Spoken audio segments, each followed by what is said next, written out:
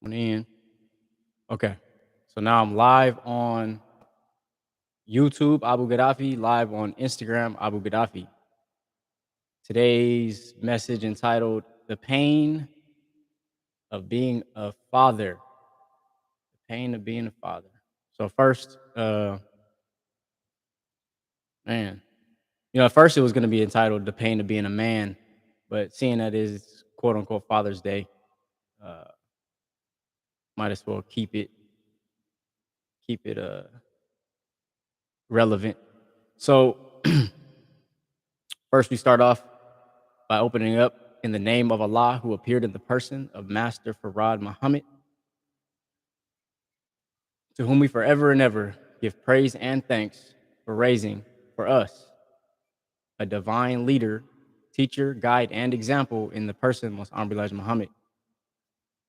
In these two great and holy names, I greet the brothers and the sisters in the universal understanding of peace. Assalamu alaikum, which simply just means may peace be upon you, or may peace be with you. All throughout any divine scripture, any divine man or woman has always greeted, original man or woman had always greeted each other with peace. That's the kingdom, the world, and the mindset that we want to establish. Peace must be established, especially in the world today. And we're going to go into that. So first, before we get started, I want to make a statement, brief prayer. Dear Lord, give me the wisdom to do the thing you put me on this earth to do in a way that pleases you and serves the people you put me here to serve. So as we continue, we are reminded that the first instruction in the Bible for us is to seek first the kingdom of God.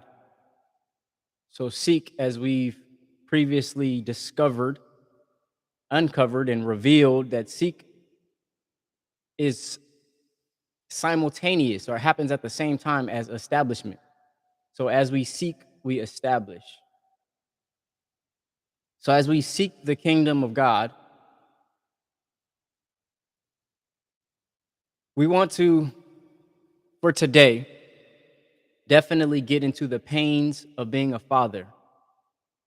So first off, before we get into the pain, I just want to say happy Father's Day to all the fathers.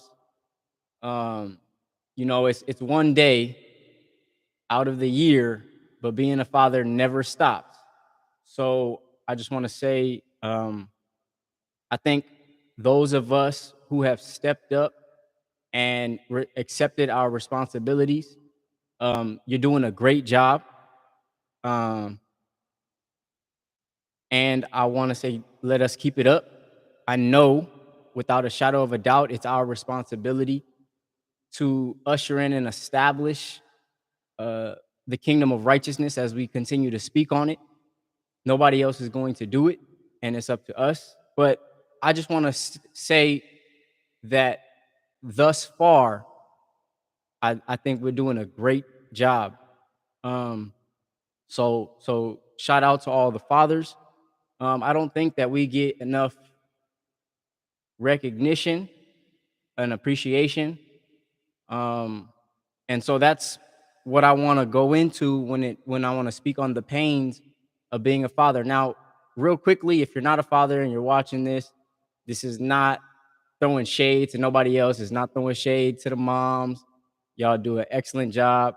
It's not a shade to people who are not fathers, but that's part of the pain of being a father. Is we very rarely in this society have anything exclusive that's just ours. So what I told myself for today, instead of having a bunch of notes written down for this particular topic, I was just going to speak from the heart. And so in order to have this resonate, well, if it resonates with you, all praises due. If it doesn't resonate with you, all praises due. There was that study. I just watched this video on Instagram, they did a study where they were able to measure the strength of frequencies. So when somebody is expressing themselves in a certain way, they were able to measure their frequencies. So they measured somebody expressing themselves out of love, and that measured a certain level of frequency, strength, and then somebody expressed themselves out of authenticity, basically unapologetically them, and that frequency um, measured at a much stronger measurement, a much stronger frequency. And so I think there's a lot of wisdom in that. Um, Shout out to Abdul. He's the one who shared that on his page, and I watched that. It's very, very powerful um, to extract the wisdom from that, because a lot of society today, this is relevant to the pains of being a father. Society today forces most people to to express what looks like love at the expense of authenticity. And what I mean by that is we could take a look at our spiritual leaders, the preachers and the pastors, the ministers. Their main message when they speak about Jesus is always love. God is love. Love everybody. Love is the answer. Love will save the world. Love this. Love that. Whereas the teachings of the Most High Elijah Muhammad is built upon accept your own and be yourself. And that's freedom. That is real freedom when you accept what is your own and you have the ability, the understand, excuse me, the understanding to be yourself. That's freedom, unapologetically. And not only willing to be yourself, but accept the consequences that come with it. That's freedom, and that's much stronger than love, according to this study that was backed by measurements. Again, we know Islam is mathematics, and mathematics is Islam, and can be proven at no limit of time. And so when these things are stated to us, if we want to have proper judgment, we need to know by what measurement are these statements being made so that we can measure it for ourselves to know what's true and what's false. Again, we're talking about the pains of being a father. And so, brief note, I want to say I don't plan on being a very long meeting. I don't want to take up too much of your time. This is Father's Day, and we want to spend time with our families. But I don't know how long this broadcast is going to be, so just a fair warning. So, in order for me to understand my pain and position as a father, I had to start from the beginning. I'm talking about the beginning of creation, from what the Most Honorable Elijah Muhammad taught about the first God created himself out of triple darkness. That darkness was the only material that first God had in his environment and his disposal. So right off the bat, that tells me that the first God wasn't unrealistic. The first God was logical and dealt with reality. And that facing of reality is very painful for us to look at our lives and see exactly where we are, not in a fantasy and not in depression, but in reality. That is painful. And there's a lot of pain in that. So that first God had to acknowledge the fact that I have a desire to design a form and to take a form, and I only have one particular material to work with. He didn't wish for anything else other than what he had, and that's pain. Now, real quickly, I want to say this is not a complaining video. So if you came here and you saw the title, The Pain of Being a Father, and you thinking that this is going to be some vent session, no, sir, you're going to have to go to a different video. I'm not really into venting. Um, for me, this is for understanding. Um, so rewinding a little bit, I know at me being a man and other men, we know life is hard. We already know that as a man. The pains of being a man, life is hard. So if I was just to come up and say, oh, that life is hard, it wouldn't mean anything. So my intent for this particular video, speaking on the pains of being a father, is not just to speak on the pain, but understanding the value of that particular pain and not shying away from it, rather embracing that pain. So, and not in a way that we've been conditioned. So a weak man will say to another man, if a man says, I'm hurting, a weak man will be like, just ignore it. That's weakness, because the root word of ignorance is to ignore.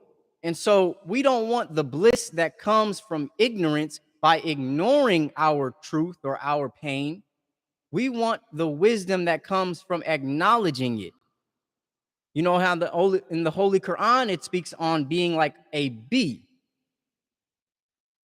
And what the bee does is it flies around on these flowers, and it doesn't pay too much attention to the petals of the flowers.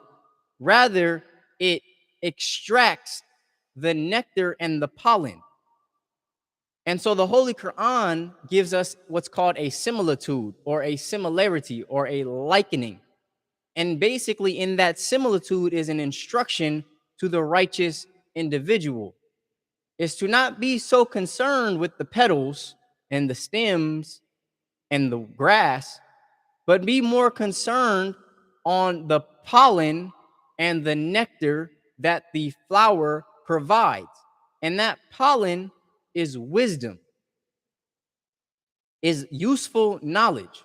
So throughout our days, how the Quran says, travel through the earth, there's much wisdom and knowledge available for us to extract in every single one of our experiences. So getting back to the topic at hand, the pains of being a father, it's not enough for somebody to say, for a man, a father, to say, this is really painful. And then, maybe having somebody that they look up to, a friend or a mentor, to say, oh man, just ignore that. You got it, get through it. That's not valuable, because like we said, the root word of ignore, or the root word of ignorance, is to ignore.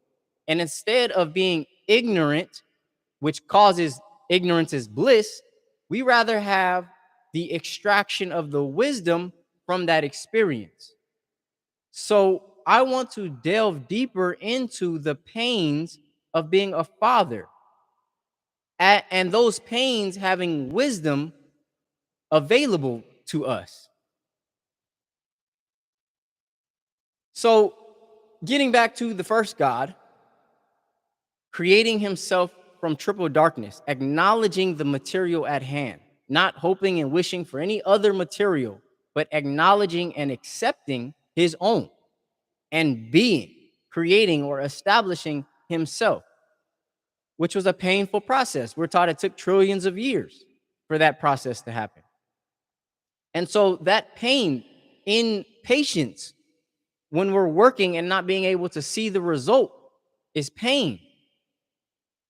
I was just reading where in the Bible it says, let patience have her perfect work. Allow patience to have her perfect work.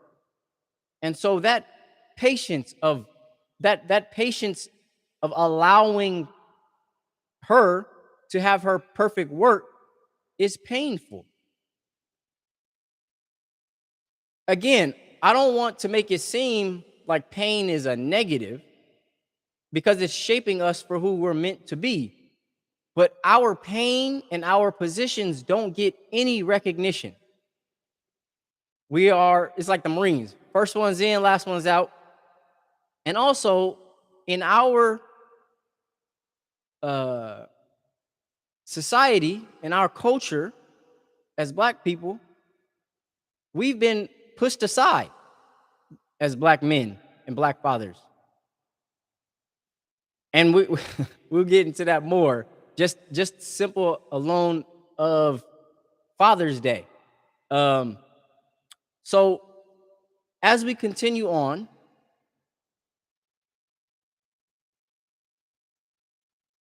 if we can acknowledge the kidnapping of our people from the shores of Africa and across the Pacific Ocean, simultaneous, these things are happening, same time. We can understand the process. And in that process is the source of our pain. Why our society has no room for us today. Yeah. Oh, man. Okay, so look, check this out. The first thing that these dudes did was snatched us from the shores, right? We got Africa and the Pacific Ocean. First thing they did was took everybody. Now look, check this out though. How? How? How did they do that? Most Elijah Muhammad said that we were promised more money than we were making in our homeland. So that's two aspects of manhood. Not only are we responsible for our people, but we're responsible for the economics. That's pain. That's a very difficult responsibility. If we are I'm rewinding history to show how we got to today, so we don't make the same mistakes. At that time, we were responsible, Black men were responsible for our families, our villages, communities, our nations, kingdoms, countries, whatever you want to call it, we were responsible for it. And so you had some people come over and promised us economics more valuable than what we were making in our homeland. So that is a relevant,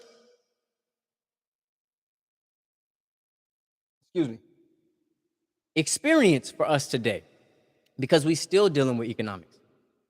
How did they remove the Black man from the home in the hills of the United States, of North America and all across the planet? It's not just the states.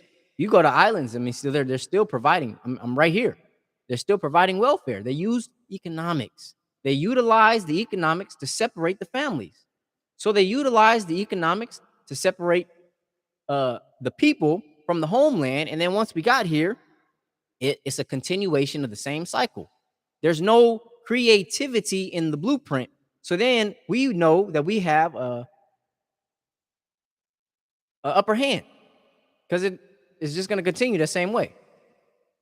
So staying focused snatched us from our land, not just on one side, on both sides of the planet. We're on a sphere, so on all areas of the planet Earth, we were snatched, promised something that never came, based off of economics, some type of benefit. So understanding human nature, benefits and economics have always been a form of trap, a form of entrapment. It don't stop.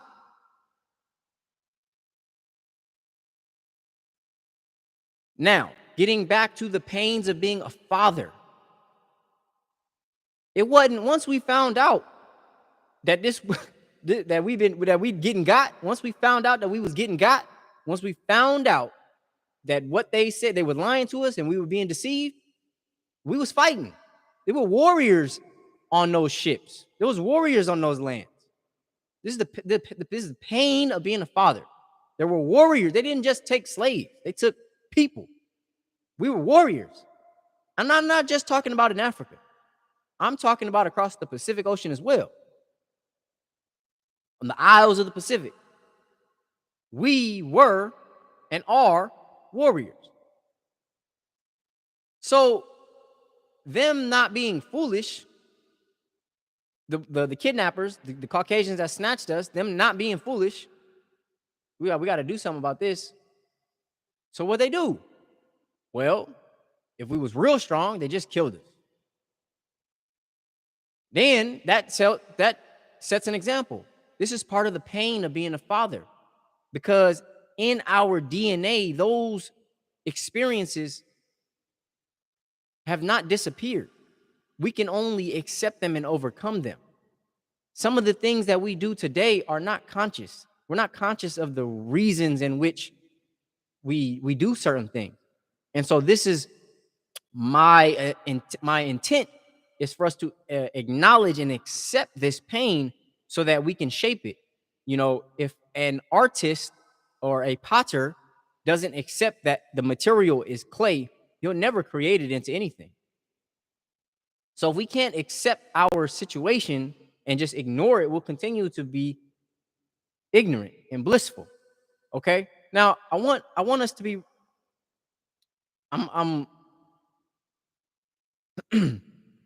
so they snatched up the men, killed the men.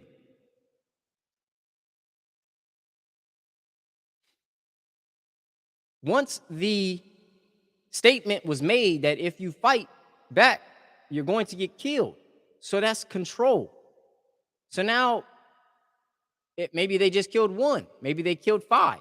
But they were setting a message. So then what did you have to do? You either fight to the death or you got to submit. And so during this is what you remember that video I said that Minister Farrakhan owes us an apology? And the brother said that I was being a Willie Lynch. These are the processes of the Willie Lynch breaking of a slave, or excuse me, breaking of a human being to make them a slave. And so men, especially men, because we are the symbol of authority. We are the symbol of rulership. So if they can take the symbol, destroy the symbol, and then replace the symbol with themselves, everything else falls in line. And they knew this. So part of the pain of being a father is understanding that we were kidnapped, made as an example. Our symbolism, the symbol of being the authority, was destroyed and taken advantage of so that the rest of our people will fall in line. So the men, our warriors, were raped, kidnapped, killed.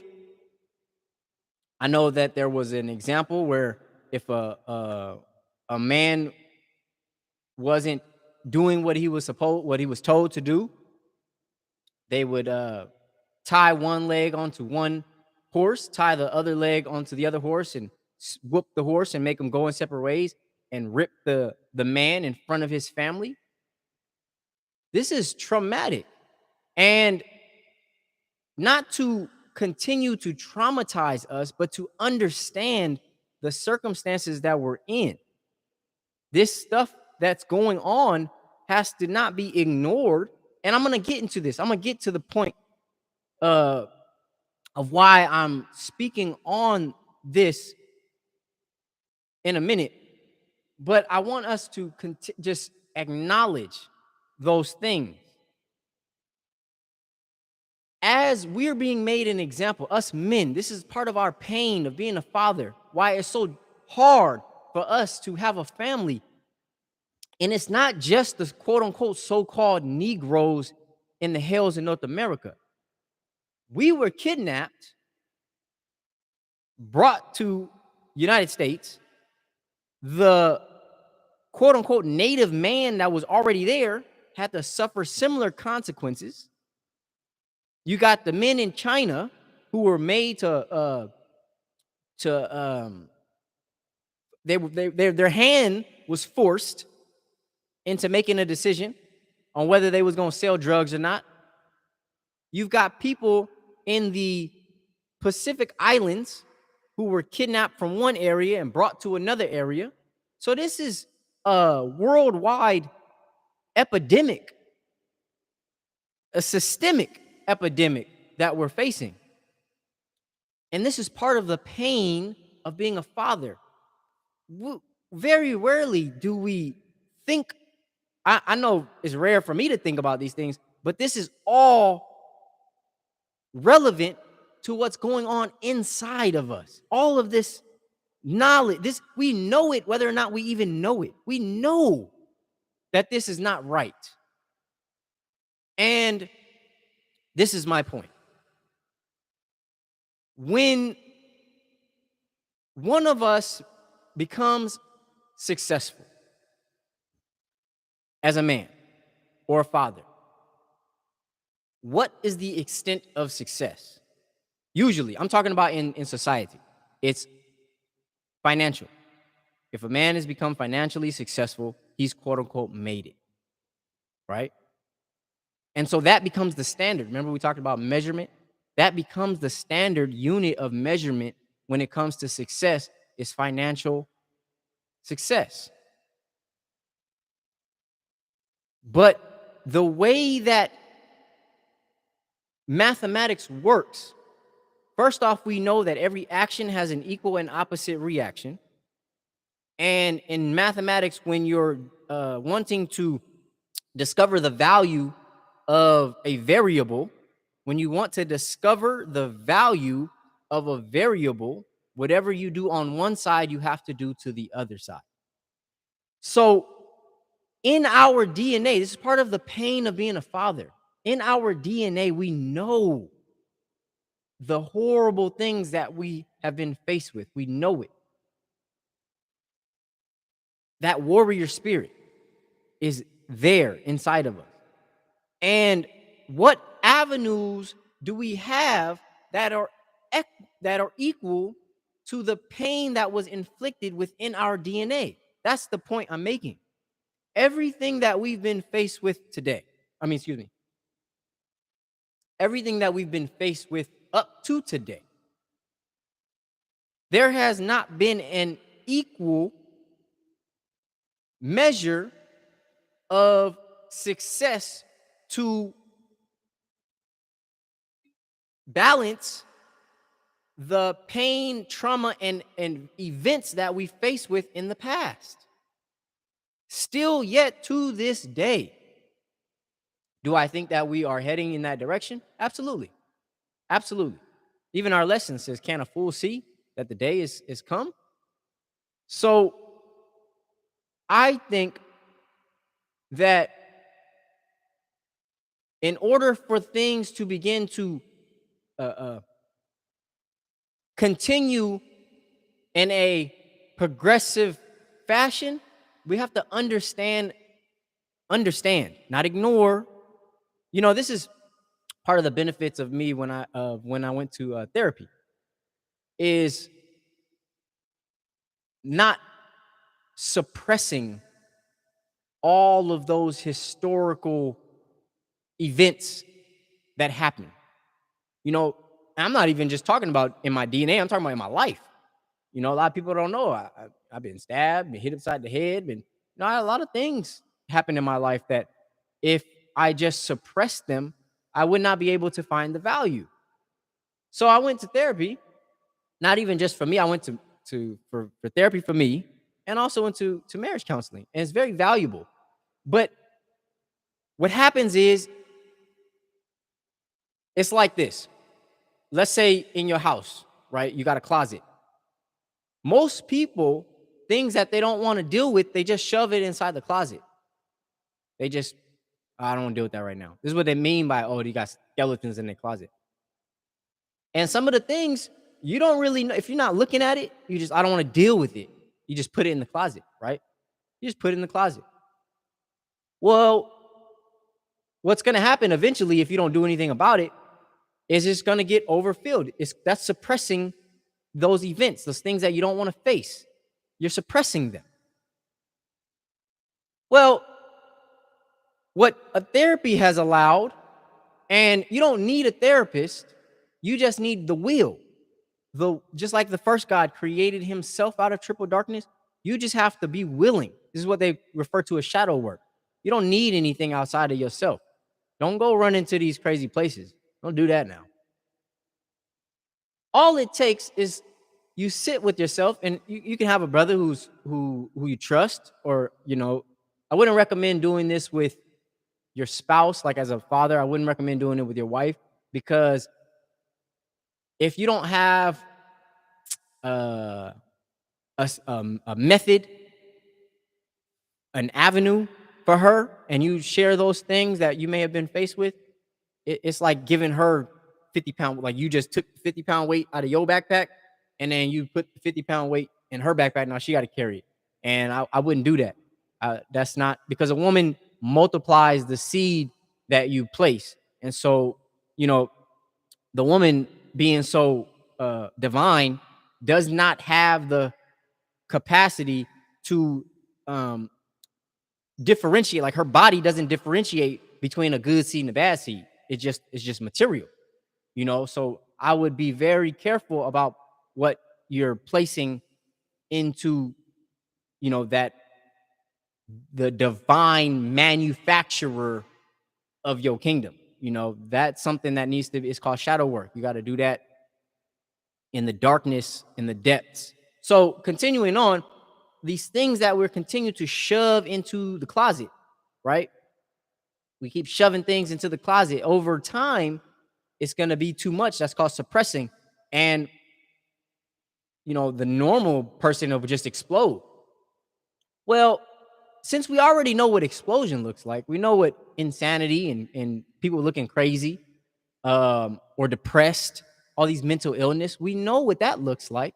We already know what it looks like.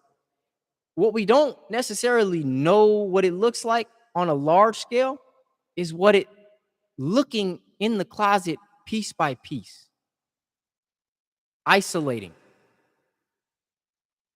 I'm thinking on an atomic level, because when you've got junk is all encompassing.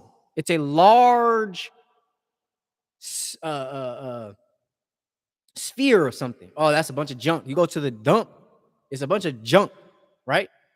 You understand? So when you actually look at the pile, you say, oh, you know what? That's a bike, actually. Oh, that's a tire. So the same thing with us. The things that we continue to store or shove in those closets in our mind, what we suppress, it feels like junk. This is part of the pain of being a man, a pain of being a father, is those events in our mind, they feel like junk. And it's easy to just keep shoving it into the closet of our mind, suppressing it and not dealing with it. And of course, we know that society tells the man, the father, it tells us, oh, just ignore that, man. Just ignore it. It's nothing. Oh, I'm going to just put it in the closet. And that's because the way that we've been programmed from the Caucasian who kidnapped us he did not have our best interest in mind. We were made to just be useful slaves. So nothing that he provided was useful to us in terms of dealing with ourselves. It was the most honorable Elijah Muhammad who was raised from among us and was made for us to turn ourselves to our origins and have our origins turn themselves to us. Well, just the same I'm speaking on now Those events that happen to us, those are the events, the material that has helped create us. So that is our origin in our mind. Just like the first God created himself out of triple darkness by accepting his environment and moving forward on his plan, those events that has happened to us and they're stored in our mind, that is the material that has been used to create us who we are today. And so when traumatic experiences happen to us and we don't look at it for what it is and we just shove it into that closet and we suppress those things, and our mantra, our affirmation in our mind is just say, you know what? I'm gonna ignore it. I'm gonna ignore it. It ain't nothing. It's all good. I'm good. Well, over time, that's not a useful affirmation, and the pain continues. Whereas if we take a look at the traumatic experiences for what they were, and you isolate like a surgeon and dissect them from every angle, and you take a look, one event I've been meaning to share about that happened in my life. Um, it wasn't too traumatic, but it was definitely valuable in my life, and I've used it today, even now, when all this chaos is going around. This is one of the events. If I did not acknowledge it for being valuable, I would have just stuffed it in my closet. So, I must have been, I don't know, 16, 18. And when I was growing up, we would go. It's on Oahu in Hawaii. Um, we would go to Waikiki, drink, be on the strip, and we knew we was going to fight. I mean, you drink, you drive over there. There's only a couple of things that you about to do. You either fighting, or you doing the other F word, drinking, going to the club. It's a bunch of foolishness. So anyway, uh, we would go, a couple of my friends, we would go and we would just drink and then just walk the strip, looking for stuff to get into. And I remember it was me, a friend of mine, Kaika, I think Pono, and Stu, probably Quincy too. It was a couple of us. We was just there. I don't think Bookie was there. And we were standing on the corner. You got the strip. If you do know, if you don't know, it's all good. But there's a corner, and basically, it's if you've seen one strip, you've seen them all. So we was on the strip. They got hoes and pimps and everything, tourists, everything. So we just standing there, and a group of some other dudes, they pull up or they walk up, and they started two dudes started fighting with another group. So they started fighting it was just one-on-one fight out of nowhere. Like, it wasn't like, if you from Hawaii, you already know, like, most times people fighting is, oh, what's up, you fucker? Like, what's up? They would be going at it, basically yapping. And then, somebody would push. This didn't happen like that. It was like it was like a what do you call it? Design commotion. All right. So the commotion is happening. And I'm like, oh, hold up. I'm not, never in my life have I been one to run into uh the chaos. But this one in particular was like, hold on. My pops always told me to stay on your P's and Q's. In Islam, we taught walk your post in a perfect manner, keeping always on the alert. So I had already was been like that, but this one in particular was more strange than anything. So everybody who I was with wanted to see the fight, because that's common. Even in school, in high school, people fight, you run. In school, I never did that. You see the fight, I just want to see it from the. I'll observe from the outside. I don't want to be in that. I was always a little guy, so it's not hard for me to get ran over. You know, I didn't get my growth spurt till after I graduated high school. So anyway, I was uh observing the two dudes they was fighting. It was like a commotion, and instead of running towards the fight, I kind of like took a step back and observed and was like, "Whoa, you know, hold on." So I made sure I found a corner.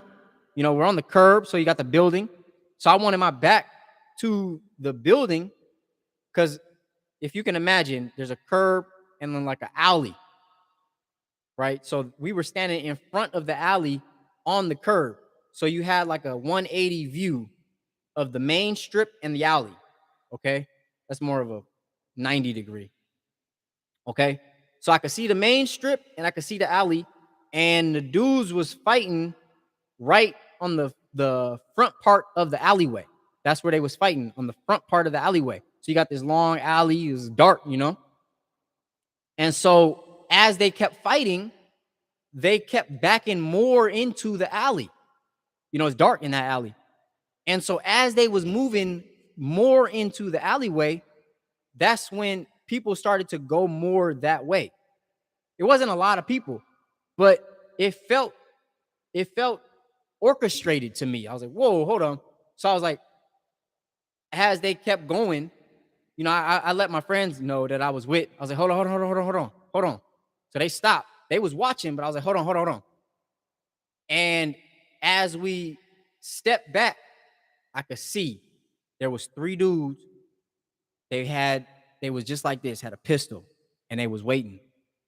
And they came. What was gonna happen? If I didn't see him, I made eye contact with him, looked him in his eye.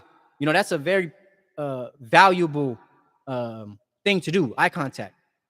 So when I saw him and he was reaching for his pistol, I made eye contact with him, and like it was basically letting nah. What was the plan was is that was a commotion. What they were gonna do was they were gonna force these people. It was three of them had pistols, and they was gonna rob us. They was gonna rob the people. They was they was so because the alleyway was dark, so they was they was pressuring there was a commotion, and then the people there was some of them was observing, and then some people were part of it. So the plan was to get everybody backed up into this alley and then pull the pistols and rob. But I was like observing, and as soon it's almost like in science they say an atom observed behaves differently. So as soon as I made eye contact with them, it kind of it ruined the whole plan. You know, it's like nah. So they had to leave. But I saw the pistol, and that as a young person, you know, it has an effect on your mind. And throughout my time, like, how does somebody, and I know a lot of us growing up in the hood, and a lot of us who are quote unquote poor and poverty, guns are a common thing, you know, and that's not good. That is caused from suppressing those events in our lives. We've come to, it's called desensitized. We've come from a history of being kidnapped, murdered, tortured, beaten, robbed, everything that you can name. The worst thing that a devil could ever do in the Bible, we collectively, as Black people, indigenous, native people, have faced that. And not only have we faced it from the Caucasians, but now, like the dude was talking about, the Willie Lynch, we do it on ourselves. And so all of these things that we continue to do on ourselves is part of the pain. We bring these things with us.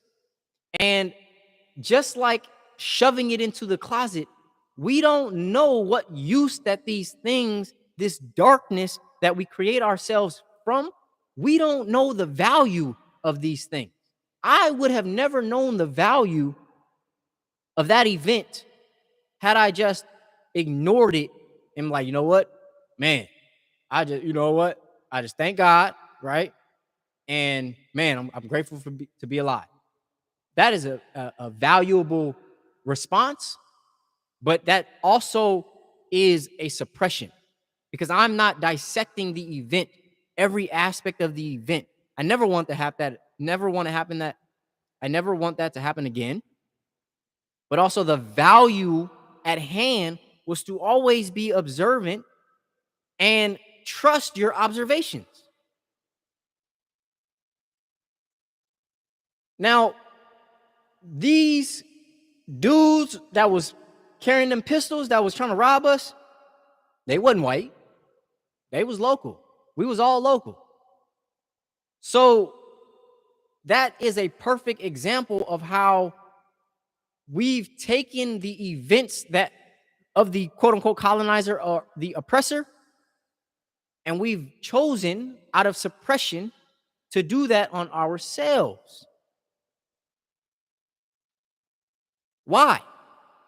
Well, like I said before, this is part of the pain of being a man, and part of the pain of being a father. We know something is wrong. We know it's not supposed to be like this. So if every action has an equal and opposite reaction, and anything you do on one side, you got to do on the other, we've been programmed to be afraid of the colonizer, the Caucasian, and to devalue our own self. We've been programmed to be afraid of the colonizer, the Caucasian. In Hawaii, we call them howlies. We've been programmed to be afraid, and not even on a conscious level, right? Like you can have one dude, like we used to fight with Marines. So in our minds, but I ain't afraid of no white person. I ain't afraid of no white. We used to fight with the Marines, big old buff Marines. Like we used to get down on them and fight. So in our minds, we say, I'm not afraid of you, right? But that's not accurate because it's not. It's just like how the Bible was saying in Ephesians. We don't wrestle with flesh and blood. Yeah, on a individual level, we might not be afraid. Just as this is how racism happens. This is how racism operates. Two people can get along. That's not racism. This is part of the pain of being a father. We have to understand, we have to be able to understand on a molecular level the things that we're faced with so that we're not shooting for the wrong goals. Because we can get a lot of money and still feel the same pain. On a molecular level, on a small atomic level. When, just like racism, when we're fighting, when we would go to Waikiki and fight with the Marines and fight, we could tell, oh, I'm not afraid. But just like racism, it's not about one person to another person. It's the systematic effect. It's system. So what a system is, like a business, something that runs on its own, that doesn't necessarily need outside influences to continue. So, for example, the owner of McDonald's doesn't need to be in the store for that store to run. It's already got a system. Okay? So the system that has been in effect is already running on its own. It's already running on, it doesn't need the head, who we know as the devil. The head devil doesn't need to go to every area of his influence to continue to be there. It's already in motion. So when we have men who can say, oh, I'm not afraid, but at the same time, if you're working at a job and the boss don't even got to be white. The boss could look just like you, but that fear is still systematic. It's already there. You could take a look at how the plantations were ran how the system of slavery was ran. And it's no different when you go to a job, when you go to a company, or you're looking at society. It's no different. Even in the prison system, it's all the same. So if we can isolate, this is the only way that we can understand how to remove the system from authority. Remember, we spoke on why Jesus was unsuccessful 2,000 years ago. For one, he came too soon, and for two, he didn't have a system that he established. He told us a system was coming, but he never established a system. We know this in the Bible where it says he's going to come with a kingdom on his shoulders, or a government on his shoulders. A government is just a system. People are always against the government, but they don't understand the definition of government. We must establish a government. Anyway, we're speaking on the pains of being a father. Now, let's take a look. Perfect example. Let's take a look at Father's Day. Father's Day, today, June 16th. Perfect example. Forward ahead on the 19th, we got Juneteenth, which is supposed to be the day of freedom. So in Father's Day, the thing that we're looking ahead to is a reminder that we were freed from slavery. A reminder that we were freed from slavery. With that reminder, there is no equal benefit to that will balance out the pain or the trauma that was experienced. It's like Malcolm X would say, if somebody stabs you with a knife that's 9 inches and he pulls it out 3 inches, that's not progress. When we have something like Juneteenth, the reminder of being freed, the only avenue available for us, this is part of the pain of being a father, the pain of being a man. When we feel that trauma, and they say, oh, you got to find an avenue. You can go to the gym. You can start a business. Go to the military. Those are not equal to the trauma that was inflicted. So it doesn't give us satisfaction. That's part of the pain. And we know this. We know. We're already told, oh, money ain't gonna bring you happiness.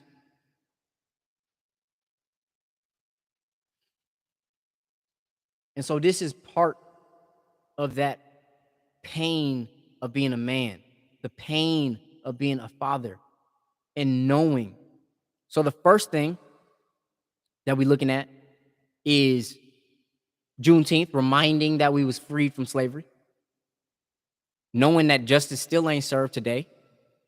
And then on a larger scale, in the month of June is quote unquote Pride Month. Pride being like the LGBT, the homosexual community month.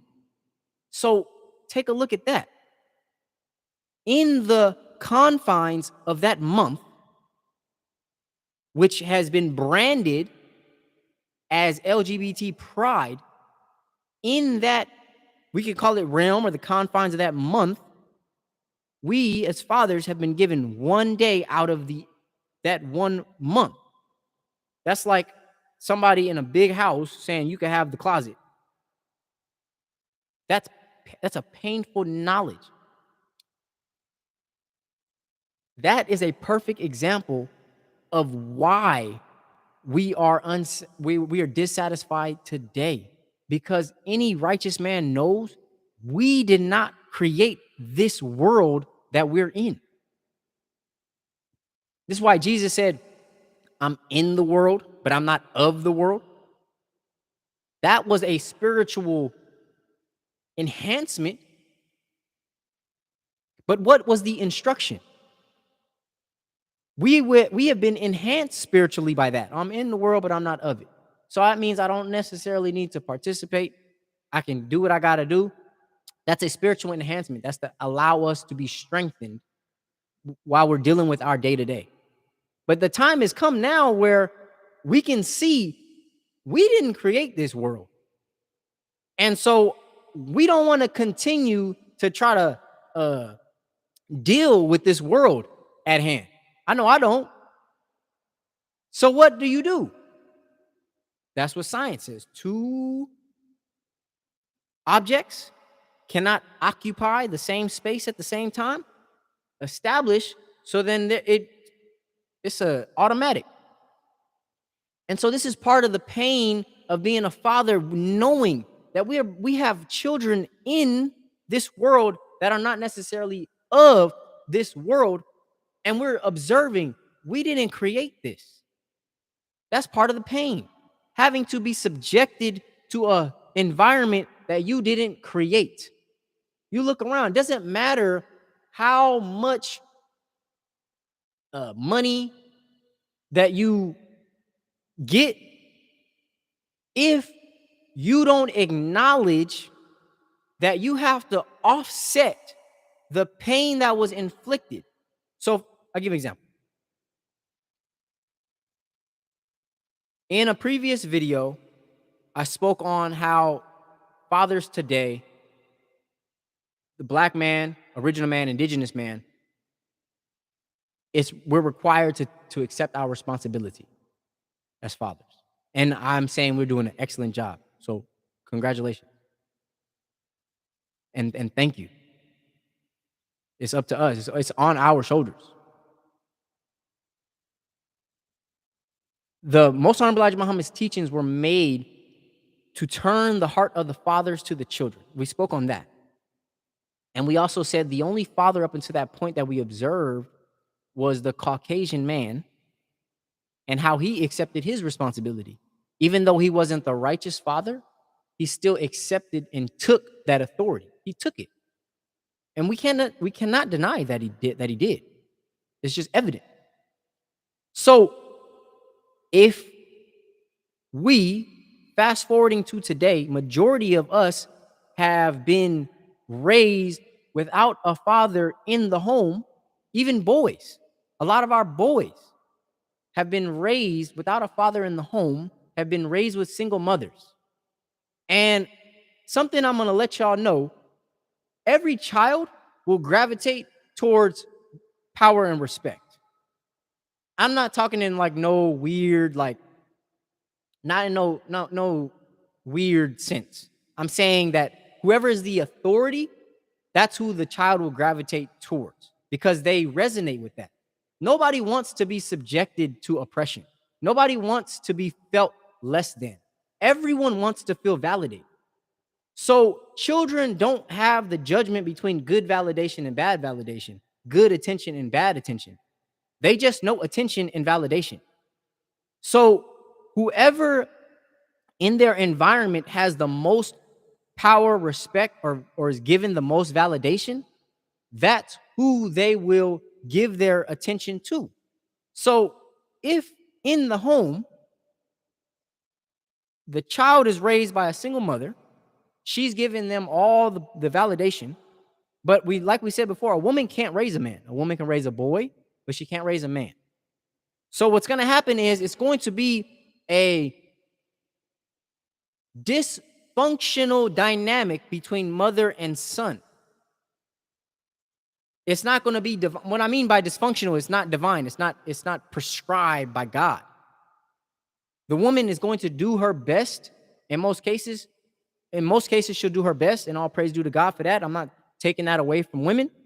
What I am saying is it's not by design. So what the child will do is they're going to observe. Now, a child will test. This is why it's important to have a masculine man in the home, because men are able to set the tone. Women, in their divine femininity, are much more vulnerable, much more compassionate and understanding, and they're more willing to be considerate and more willing to be flexible. So if a woman says you got to be in bed by 9, and then the child was like, well, the show's almost over, blah blah blah blah. I'll do this. The woman's more likely to be like, okay, just this once. Whereas a man, most times, not every time, but most times, if the man says, okay, you got to be in bed by 9, that's what it is. So a child is able to observe the flexibility. Children are not stupid. They're observing the flexibility. They're testing. So they say, oh, she let me get away with this. I wonder what else she'll let me get away with. Meanwhile, most women, and this is not throwing shade to women. I'm just speaking the truth.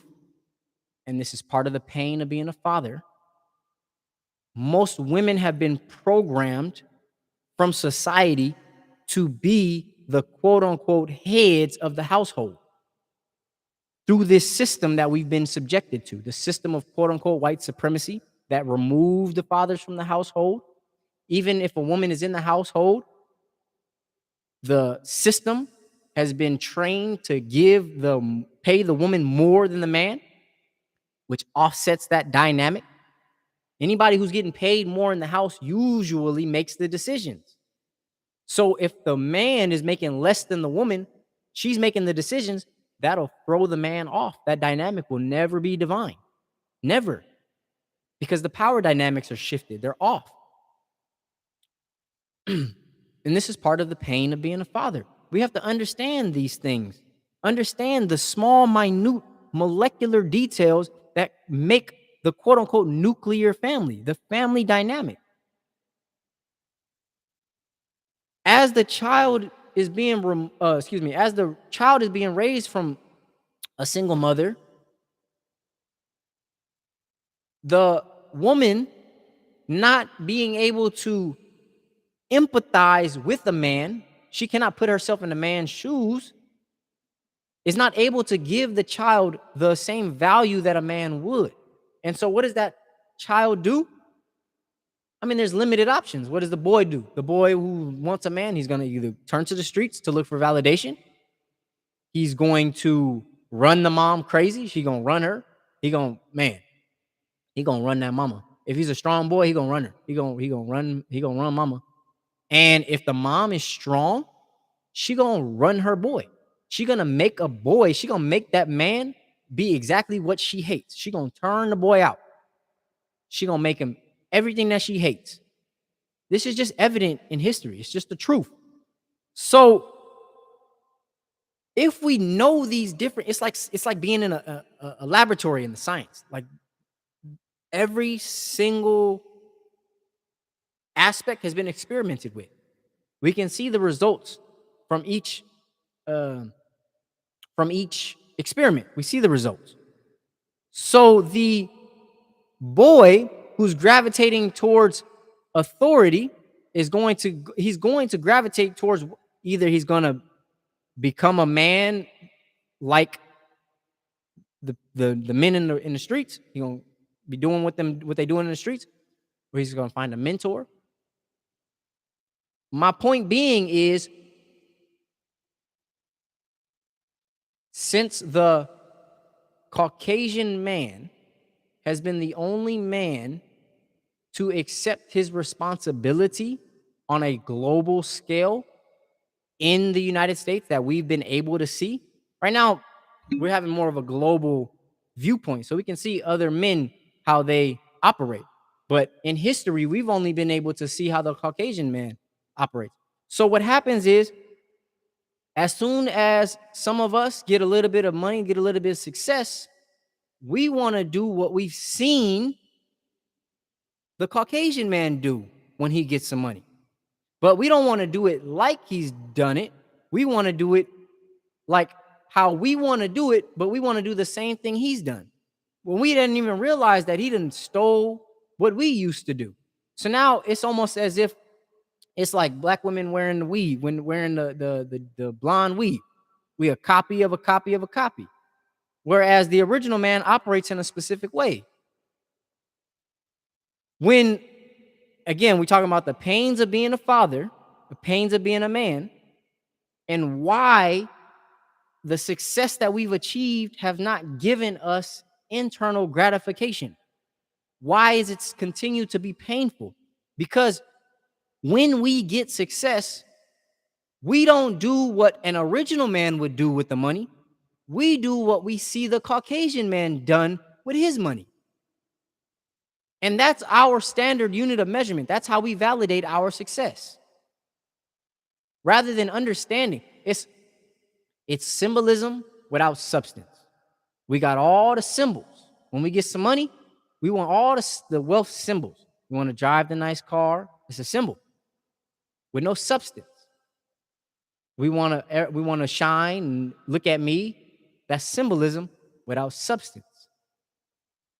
And that's part of the pain, because if we continue down that road of wanting to get success and money so that we look successful and rich to other people, we'll never be able to heal that pain, because what it's rooted in is trauma. And that's part of the pain of being a man, and part of the pain of being a father, is not having an understanding that our goals and desires are rooted in the trauma that we've faced. We want to collectively want to have money so that we don't feel the pain. Once we get the money, we continue to feel the pain because we put it in the wrong areas. It's on the outside. Got the nice chain, the nice car, got the nice rings. I got nice this, nice that, which is all great. We should definitely have luxury. But it's not going to give us the satisfaction, because it's not equal to the trauma that was inflicted. It's like, if you can imagine a seesaw or a scale. The weight on one end, we've got kidnap, we've got rape and murder and the worst things that you can ever think of. And the only options that society gives us in this system, the system that was created for us, the only options that we was given, get some money, buy some luxury, maybe meditate a little bit and be, don't think about too much and just be happy. Oh yeah. But the scales are not balanced. And we'll never be able to usher in and establish that government, that system that will put out the system of white supremacy, because our goals are not rooted into our origin. It's rooted into what we've been allowed.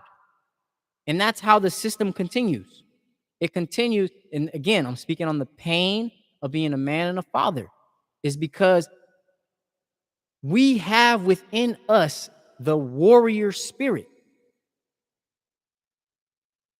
But we're only allowed to express that warrior spirit in very limited areas.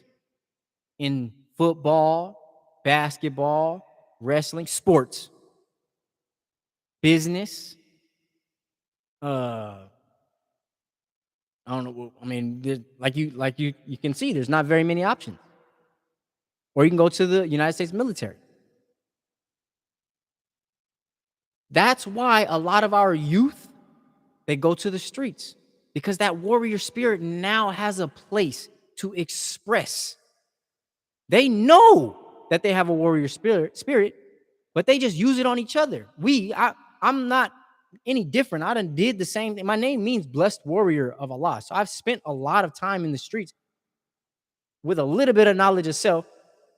I did my best when I was in the streets to, tell the homies not to kill each other. I did my best. It didn't always work out. But, when you robbing, you just robbing, it's like when you in the game, you accept all the players and the rules. It's not a lot of room to be overly conscientious. So, you can say you're going to rob a specific group, but you ain't. You're going to rob whoever got it. And most times whoever got what you want, they look just like you. And so that's why a lot of our youth are going into the streets they're going, especially on Oahu, they're killing each other because they know they have a warrior spirit, but they don't have options available to say, this is where I'm putting it, that's equal to the trauma that they have faced. You cannot sit here and tell me we got a group of people who was kidnapped from Africa, who had their own establishment, kidnapped, brought here, built this entire country, natives included, and then you got a group of people who were kidnapped and from one island who had their own establishment, brought to another island to establish somebody else's kingdom with that warrior spirit and that building mentality, and then continue to continue to take advantage of that group of people and think that you're going to have a positive outcome.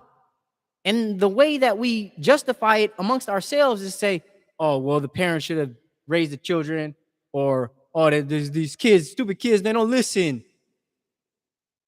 What do you think is going to be the result? They might not consciously know everything that happened, but in our hearts, we know this ain't right. We know that it's not right. And so instead of being able to establish a kingdom for ourselves, we have to go and get a job, go play sports, or maybe I'll fight, or we just scrap with one another.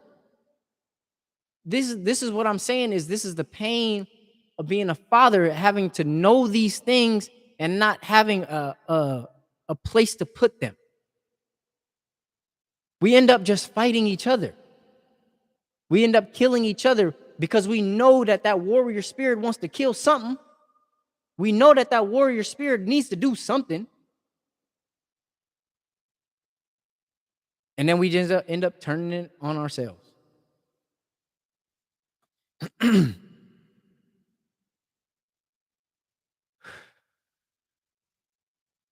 Which also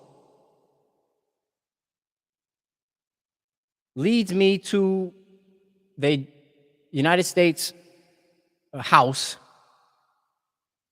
just put out a bill, defense bill, that automatically registers men between the ages of 18 to 26 for the draft. And this is, I know as a father, this my oldest is 7 years old and I'm 31, but I share in the pain of being a man and a father.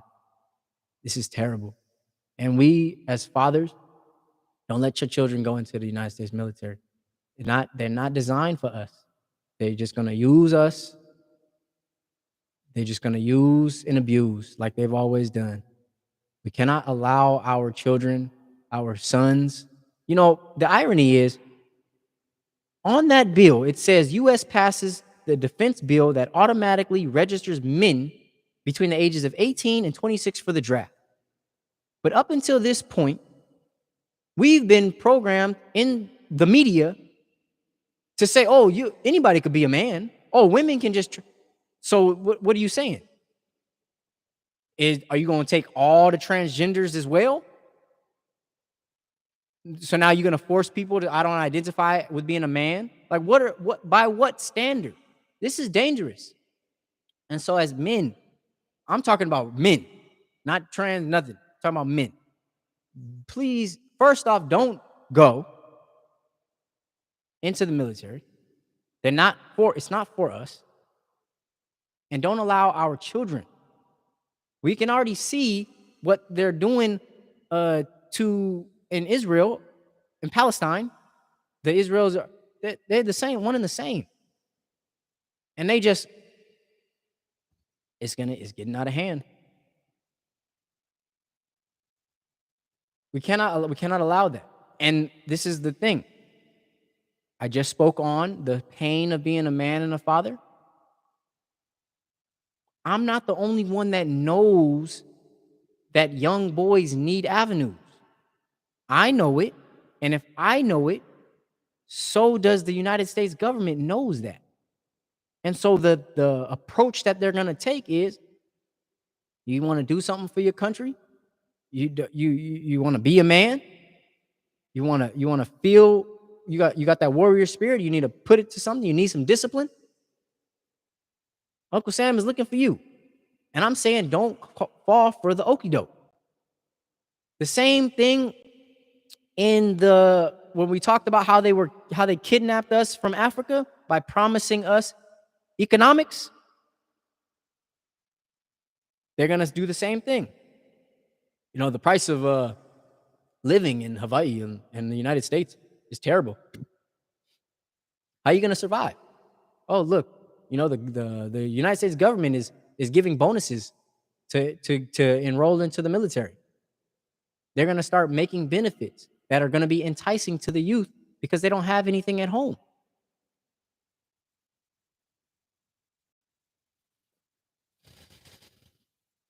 Don't let them go.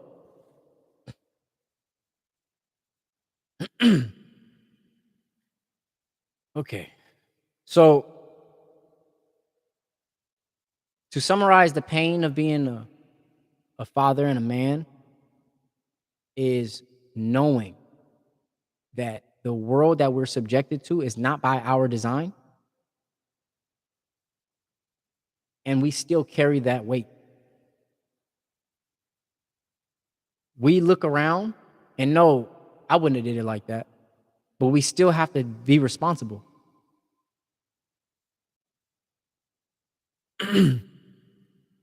Okay.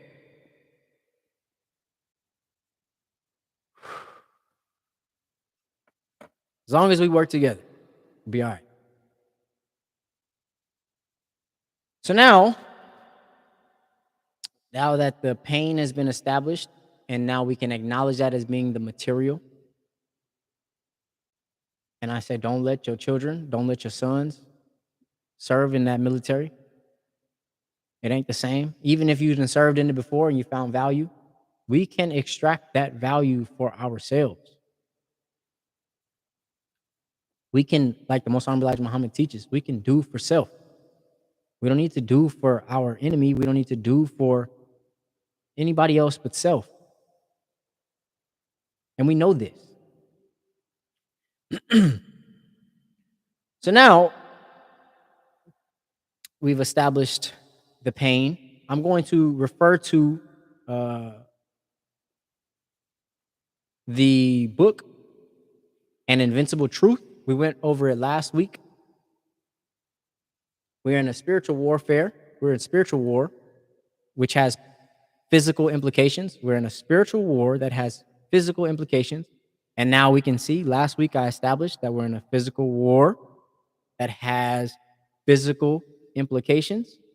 And now this week we can see that the United States put out a bill that says that these young men are automatically being registered. So that's the physical implication. That is physically being forced into a physical war that's backed by a spiritual warfare. It's all one and the same. They go hand in hand. Just like the planet are in submission to the sun, and they have that spiritual connection, that gravity that holds them together. The spiritual warfare that's being inflicted still has physical implication. And if I'm not, this is not, I'm not fear mongering. Like, ain't no, I fear nobody but God. My father taught me, he said, don't fear God, fear being without God. But if at the same time, if you can fear being without somebody, then their very presence should offer fear. So in this book, An Invincible Truth, last week I stated that it was exactly June. This is the first article was June 9th, and this article is June 16th, 1956, and today is June 16th, 2024. So exactly to the day. And I want to see, again, we're testing, we're experimenting. I want to see how relevant this article that was written June 16th, 1956 by the Most Honorable Elijah Muhammad, how relevant it is June 16th, 2024. So it says, in last week's lecture, I said that mixing and intermarriage between the whites and blacks, so-called Negroes, will prove the doom of the so-called Negroes. Today, according to the word of God, the time that we are living in is of a great separation between black and white.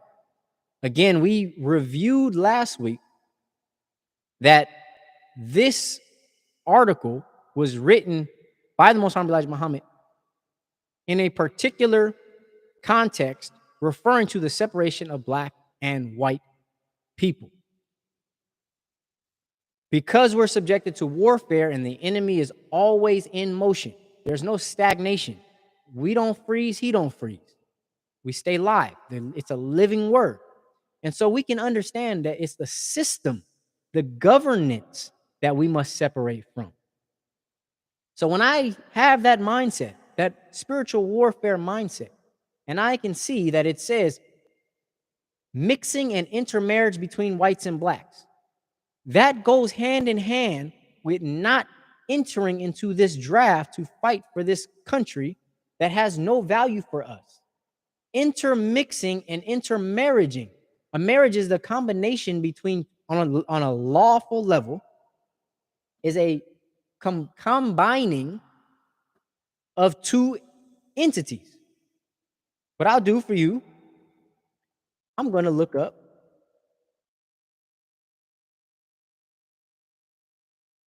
the actual definition of marriage. It says the legally or formally recognized union of two people as partners in a personal relationship.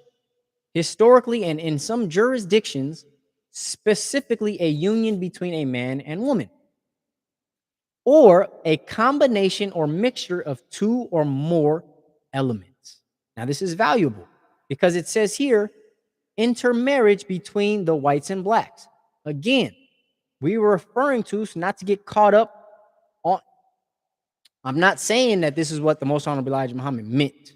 That's not what I'm saying, because the Most Honorable Elijah Muhammad spoke on the devil being Caucasian. What I'm saying is that as we're subjected to warfare and the word is alive, how it's applicable for our benefit, not getting caught up. Because your neighbor could be white. That doesn't necessarily mean that he has any influence on the system that we want to eliminate, that we want to separate from. It's like the Bible says in Ephesians, not flesh and blood, but powers of a higher level.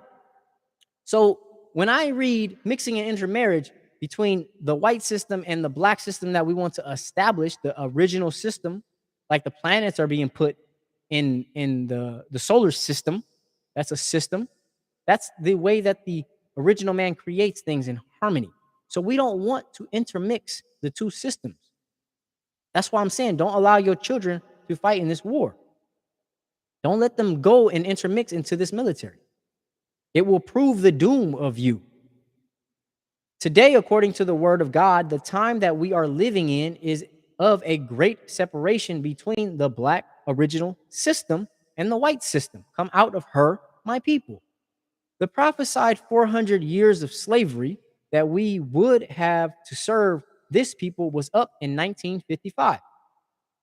And not anything will help solve this problem but a return to their own, returning to our own. This is not just, remember we talked about how in the Bible, Jesus said that if a shepherd has 99 sheep and one walks off, he would go and rescue, he would leave the 99 and go and rescue that one. When Master Farah Muhammad came, he rescued and raised up the Most Honorable Elijah Muhammad to usher in and save us from being lost to our own, so that we can become 100 again. Not just one and not just 99, but one added on to the 99. We are in this together. So the divine power is and will continue to work in favor of the so-called Negroes' return to their own. The separation will be a blessing for both sides. All nations know and love their members. All nations know and love their members, but the so called Negroes, they are even afraid to act too friendly towards each other. That's part of that pain. That's what the way we've been programmed to not value each other. And we ain't the only ones. I know y'all locals, y'all hate each other. Hawaiians, y'all hate each other. Samoans, y'all hate each other. Fijians, y'all hate each other. You know, you look at the darker one and say, "Oh man, the lighter one's pretty." Even in India, we hate the darker skin in the caste system. Everywhere around the planet. Therefore, they will never enjoy love and unity until they are taught the knowledge of self and kind. The knowledge of self and kind. The judgment of the world has arrived, and the gathering together of the people is now going on. The judgment of the world has arrived, and the gathering together of the people is now going on. Why should there be a judgment of the world? Why? Why should there be a judgment of the world? Why was there a judgment of the people of Noah and Lot's people? Why was there a judgment of the people of Noah and Lot's people?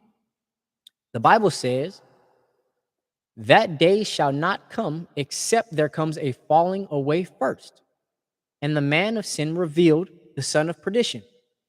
2 Thessalonians 2 and 3. This man of sin is now being revealed. The man of sin is the devil in person who was made of sin. Not any good was in the essence that he was from. Since he was made of sin, what good can one expect of the man of sin? Why has he been hidden from the eyes of the righteous people and only revealed today? The answer is, how could the man of sin rule the righteous for 6,000 years if he had not been veiled to prevent the discovery of his true self?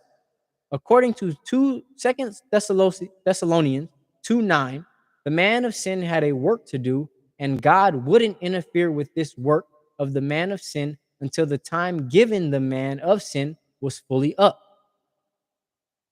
The 8th verse in the same chapter reads that the Lord shall consume with the spirit of truth of the man of sin of his mouth, and shall destroy with the brightness of his coming, which means that the truth of the man of sin is so clearly made by God that there can be no doubt that he is really the man of sin who has and is causing all the trouble among the righteous. The great deceiver, liar, and a murderer by nature. The great sin and straying of the righteous is when the man of sin is revealed, instead of them refusing to follow such a man, further, they believe in God's revealing of this man and give God the lie for his revelations and continue to follow the man of sin to his doom. Because they receive not the love of truth concerning the man of sin, 2 Thessalonians 2:10, this is now being fulfilled. The so-called Negroes must know the truth, but surely they will and are rejecting it. This was written in 1956, to the day, June 16, 1956. Highly relevant. We don't want to get caught up into the man of sin's system that has given us no value. His system has given us no value. You know, something that brought about this, I'm going to make this last point, and then I'm going to allow you to get back to your day. I was on Instagram Monday, I want to say, and a brother posted this picture or a video. It was a video of Biden, Kamala. I'm not too familiar with the names of these politicians who participate in this system, but I saw it was a black man. I don't know his name. Everybody knew his name. They said it's Billy Porter, but I saw another name. I saw it was a black man. He had perm, a beard, and a dress. And And I said, that's a man, that's a black man in a beard and a dress, and that hurts my heart. And I put that comment on the brother's page, and it had like 500 plus reactions, and I was getting so many comments. And this is part of the pain of being a father, and the pain of especially being a black man in the United States. Looking at that, that's that's part of our family, and that's not when we see a black man kissing the white man's hand, and that's not part. We did not establish that system. That is somebody who doesn't know who they are, and they've been so tricked. This is another trick. Remember, I was telling you about how the youth know that everything is not right, and so they can be forced into the streets, or they take advantage of the mama, or they go to the military, or want to make it into the industry, be a rapper, or they want to get some money. Well, another trick that is being used is, if I know, and this is part of the power of the LGBT community. If I know that children are not happy, Most Elijah Muhammad teaches 100% dissatisfaction brings about a 100% change. And so every group of people has an agenda. Righteous people have a righteous agenda. Devil has a devilish agenda. The homosexuals have a homosexual agenda. It's just natural. So if I know that the youth are not only vulnerable and susceptible, but I also know that dissatisfaction, the child is not happy, I'm going to want to, and it may be conscious, it may be unconscious, but I'm going to want to share my lifestyle with that child, and that offers an avenue for that child. So if I'm not happy, and I say, if I see a child and they're not happy, I say, you know what? I see you're not happy. Why is that? Oh, I don't know. Well, what do you like to do? If I'm talking to a boy, what do you like to do? Oh, I like to play. Oh, do you like to play with you like clothes? You like colors? Yeah. Oh, okay, okay. What about dolls? You like to play with dolls? Oh, yeah. I'm not opposed to playing with dolls. Oh, you like poetry? Yeah. Oh, okay. You like the pretty colors, and what about the rainbow? You like the rainbow? Yeah. Oh, okay. Well, do you? I know you feel kind of bad. I mean, are you? What about? Do you feel like maybe girly sometimes? What do you mean? Well, you like to do girly things. What do you mean by that? Oh, you play teacups and princess. And it's just like a slow process of supplying a demand. That's all it is knowing that the youth are not satisfied. And instead of giving them something righteous, something for self, something to make them feel powerful within themselves, you tell them that, oh, maybe you're just not happy in your body. Maybe you are meaning to be somebody else. And this is the trick. Every single one of us inside of ourselves have a higher nature. We have a higher power, something who we want to be. And sometimes who we want to be looks nothing like who we are. And so the process of our lives is becoming our greater self.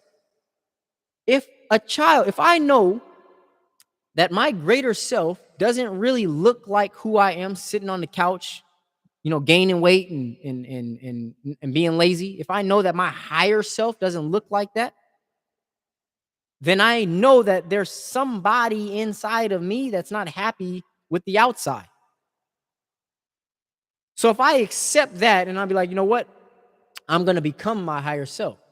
Well, a child doesn't have that language. So if we look at a child and say, oh, what do you want to be when you grow up? Oh, I want to be, I don't know, astronaut. Oh, okay. Well, then, what does that look like? And then you start to understand the child is vulnerable. And so this is what happens. And as parents, this is another pain of being a father and a man, is knowing that these influences are outside there in the schools, in the movies. And if we don't want that, it it's more responsibility. Okay? So when I saw the dude, I just it's just pain. I saw pain in his eyes. And that's part like as men, that's not our creation. That's a world that we've been subjected to.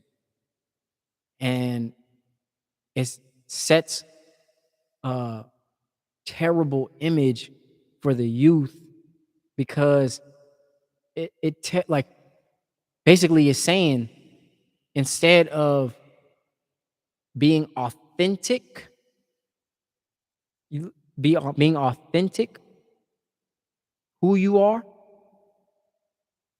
it's trying to force other people to accept who you think you are. Why is it that those of us with knowledge of self have no desire to do those things when we want to be positive, righteous, contributing members of society? This is transcends race. I know a lot of white men who are like, nah, that's no. What are you talking about? This got dude Mike Walsh who's talking about what is a woman. A lot of clear thinking people are not okay with this. And I saw that and I was like, this hurts my heart.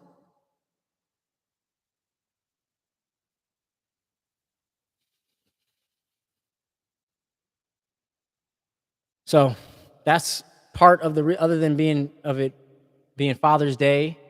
And I don't think that a lot of people really understand the position that men that we're in. I think a lot of society wants us to be led by our emotions. This is why a lot of the justifications is love, and why don't you just let him be and love? That's not love. That's called enabling. When you have a family member who is addicted to substance abuse, addicted to drugs and alcohol, they will let you know what an enabler is when you're going through recovery. An enabler is what has been confused with love is somebody who will allow that negative behavior to continue. And by negative, I mean something that is self-consuming, like it consumes the person. It doesn't add any positive, uh, it doesn't add anything positive to the person. It consumes them. So, for example, again, we talked about single mothers. Single mothers, statistically speaking, are the highest level of enablers in the recovery community because they're led with the misconception of love. Men who are raised by men understand the true nature of love is not in giving them what they think they want, is giving them what they need.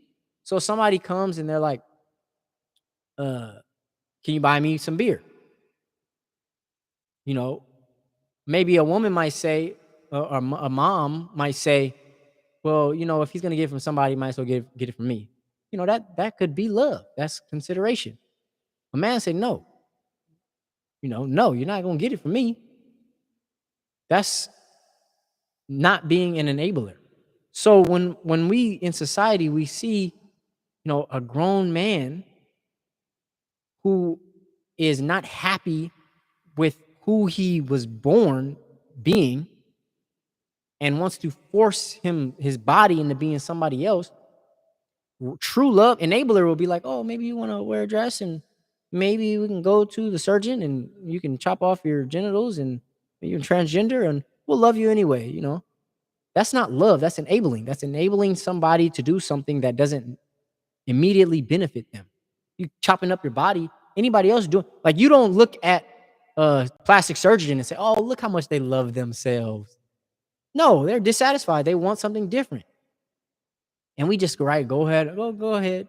You know, when it comes to real love would talk to that person. No, something's not right. Let's talk this through. You know, what's going on? Because one of two things have to change. This is the last thing I'm gonna talk about. Is the dude Billy Porter, but I'm just mainly, this is how my conversation would go with a transgender. One of two things have to change. You feel dissatisfied, right? And so you want to change. Dissatisfaction brings about change. It's natural. I get it. One of two things have to change. Either you are going to change your mind to suit the biological scientific evidence that you're subjected to accept reality, like we talked about earlier. A man accepts his reality as material, or you're going to change your body based off of some idea in your mind. Now, this is where a challenge is, because if it was a youth who had no opportunities and they said, "I'm going to use my mind to become ultra successful, even though I'm subjected to poverty," we would support that. So I get it. And because your mind is made up and you want to change your body, although when you look, it's one thing, and you want to change it to something else, you want to express that power within yourself, I get it. However, one or the other has to change. So if you can accept this material and let yourself know that this is the material that was gifted to you, you can change your mind to say, "I understand the dissatisfaction, but I accept my body as a gift and use my mind to express my body in a way that is suitable for me." The way that I know, again, continuing to have the conversation, the way that I know it's a mental decision is because had not that child, you being that child, the transgender, had not that person ever observe or see another human being, they wouldn't know what gender that they would want to be. If you notice, anytime there's a transgender, if a boy wants to be a girl or if a girl wants to be a boy, the first thing they do is they dress up like boys that they've seen. Like if a girl wants to be a boy, she dresses up like boys that she's seen. If a boy wants to be a girl, he'll dress up like a boy. Or if a boy wants to be a girl, he will dress up like a girl that he's seen. He's not going to say, "Oh, this is what inside of me wants to do." No, it's something that he's seen on the outside and wanted to repeat that what he's seen. So that's how I know it's a mind. It's not they were born. You cannot be born like that. You've seen something and you liked it. So if the body and the mind are not in communication with each other, then the mind has to communicate with the body. That's how I know that the child is making a mental decision that whatever gender that they were born, they're not accepting of that. It's, again, we want to change our environment. It's a natural phenomenon that happens within every human being. The first thing that we want to do is we want to express our given power. That's why we like to manipulate the toys, and we like to play and crawl. That's being in relationship with our environment. Well, if somebody is enabling the child in a certain way, then that becomes a reality. We see it in the quote unquote poverty community. Poverty is uh, a cycle that continues based off of the way that people are thinking in their environment. So, for example, a poor habit is to get some money and immediately spend it rather than saving it or wanting to purchase some type of product and resell the product. It's not until the child or person learns better that they're able to do better. So if that environment was made to help that child accept themselves and become a contributing member to society or build a kingdom for righteous people, then we can know that when a child is in that environment and it's created to not be satisfied with our bodies, then that becomes an option. If it was not an option, it wouldn't be an option. Like if poverty wasn't an option, then we would not be poor. If all we knew was wealth, then we would be raised up in a wealthy household. And this is also part of the pain of being a father. If children don't know, if they're not in an environment where choosing your gender is an option, it doesn't even register to their mind. I've got children, so I know exactly what it's looking like. Like they like to experiment. This is also part of the pain because it's how you respond. Same thing with pain in children. Like if a child falls and you don't react all scared, they'll just dust it off. I'm good. Go back right back to playing. But if a child falls and you project all that fear, oh my God, are you okay? They'll start crying and whining, oh, I'm hurt. I feel so bad. Ah. Based off of how the adult, the authority responded. So if a child comes to me, like my son did, Father, I like girl stuff. What do you mean by that? What do you mean? Let's talk about it. You know, I want to wear high heels. You ain't never said this, but this is, children do these things. I want to wear high heels. Why? Oh, I like the way it looks. That just shows a relationship between son and mother. But if I wasn't in my rightful mind and I wanted to enable that child, I said, oh, you like wearing girl clothes? Oh, okay, here. Let's get you some more girl clothes. Let's get you some more. In the schools, this is the process. That's what's being ushered in. I used to work in the schools. So if a child comes and says, oh, I want to talk about, LGBT. First off, they got LGBT come into the classrooms and introduce these things. This is part of the pain of being a father, the pain of being a man. It's like knowing that these things are there and we didn't create. This is not the world that we created. This is the world that we're subjected to. And a lot of men that I know are not okay with this. So what prompted that is I seen the picture of the dude, Billy Porter, I think his name was. He had a dress on, kissing the hand of Biden, and it hurt my heart to see that, and it's an enabling, like it's not real love if we don't know the root of it, if we don't understand what that came from,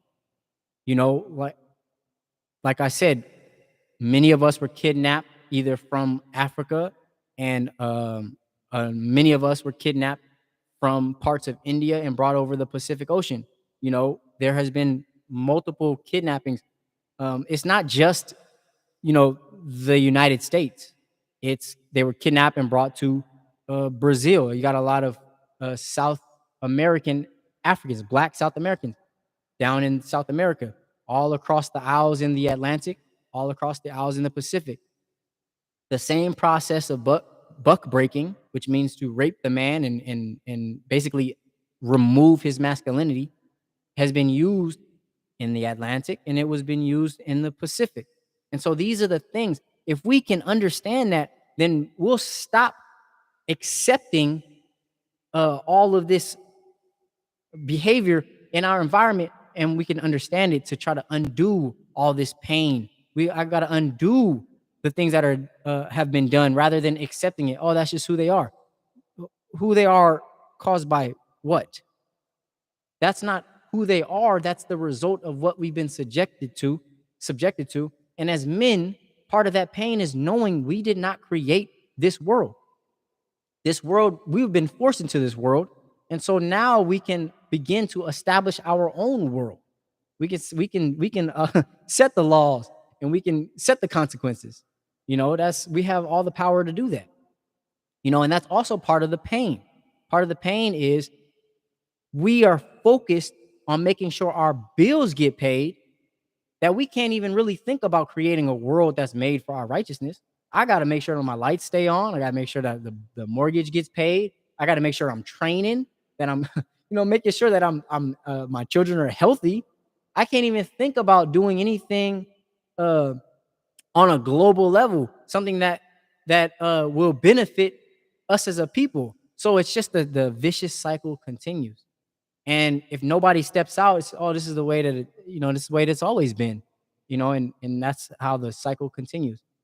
Only these groups of people who gather power amongst themselves are able to influence their environments. That's the only we can see it across the planet. And no, I'm not demonizing quote unquote the LGBT community.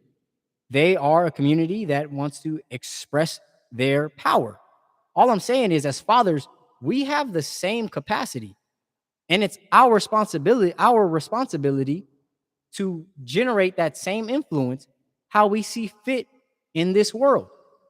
That's why Most High Elijah Muhammad taught us we're the fathers of civilization. They did not take slaves from Africa. They did not kill slaves in Native America. They did not kill slaves when they kidnapped and killed people in the Isles of the Pacific. They did not uh, uh, uh, annex a slave country when they took over Hawaii. It wasn't slaves. These were royalty. We were fathers and human beings that they kidnapped. So it was people, human beings, that established these, whether you want to call it kingdoms or communities. They were people that established these governments that were being destroyed. And so that's what brings us here today. That's part of the pain, is we want to establish something out of righteousness, something that is sustainable, that we can say that we have control over. Part of that pain is feeling out of control. It hurt my heart when I saw that the black man was wearing a dress, kissing the hand of Biden, basically buck breaking all again, because I have no control. What can I do? It just hurts my heart. It hurts my heart when I see people in Palestine who are just being uh, genocided and murdered on a daily basis. It hurts my heart. Why? Because I know that I want to be able to influence that in a righteous way, and I can't because I'm at a distance. That's part of the pain. So I want to say that, I understand the pain that we feel as fathers, the pain that we feel as men. I don't think that we get enough credit and enough acknowledgement for the things that we go through. And the fact that we are expected to do things from our families, that we are expected to do things for our families in a way that they want it to be done, but not understanding that the world is not made in the way that we want it to be made. So it's a double battle. If this was all a beautiful, righteous world, it'd be a lot more simple to give the people that we love the things that they deserve. But it's not designed that way. We live in a world where we have unrighteousness all over. And so not only are we at war with trying to keep our family safe, we're also in within our family household, we're at war every time we go into society. We're faced with battles after battles of trying to keep our sanity. We're trying to make sure that we're making enough money to make sure that our family is safe. So yeah, this is part of the pain, and I want to say that, you know, I understand, I empathize. It's a lot to deal with. Um, support is available, and as long as we can work together, man, and acknowledge the fact that that pain is material.